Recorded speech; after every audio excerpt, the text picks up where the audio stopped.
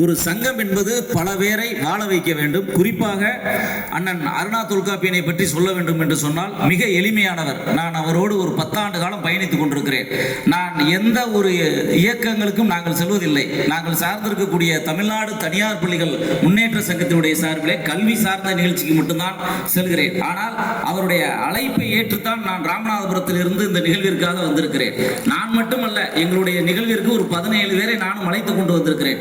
ஏனென்று சொன்னால் கல்வியாளர்கள் பாராட்டப்பட வேண்டும். இன்னைக்கு பார்த்தீங்கன்னா கல்விக்கெல்லாம் ஒரு பெரிய முக்கியத்துவம் இல்லை. கல்வியாளர்னு சொன்னா கூட ஒரு பெருமைப்படுற அளவுக்குலாம் இன்னைக்கான சூழல் இல்லை.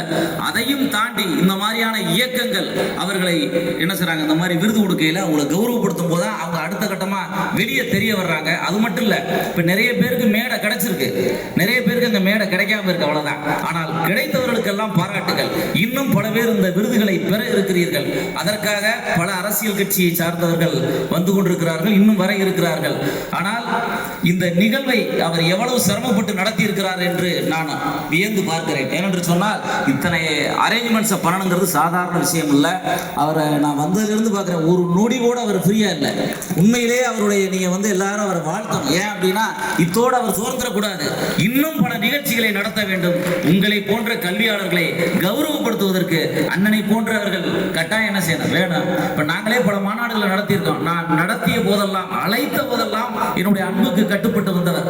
அவருடைய கரங்களை வலுப்படுத்த வேண்டும் என்ற உயரிய நோக்கத்தோடு தான், அவரை கௌரவம் செய்வதற்காகத்தான் நான் இந்த நிகழ்விற்கு வந்தேன். விருது பெற இருக்கின்ற உங்கள் அனைவருக்கும் எனது பாராட்டுகள்.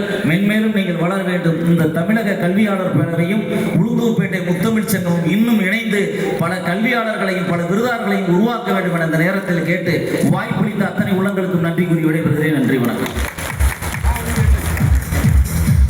முன்னிலை உரை நிகழ்த்திய ஐயா அவர்களுக்கு நன்றி. அடுத்ததாக வாழ்த்துரை வழங்க வருகிறார்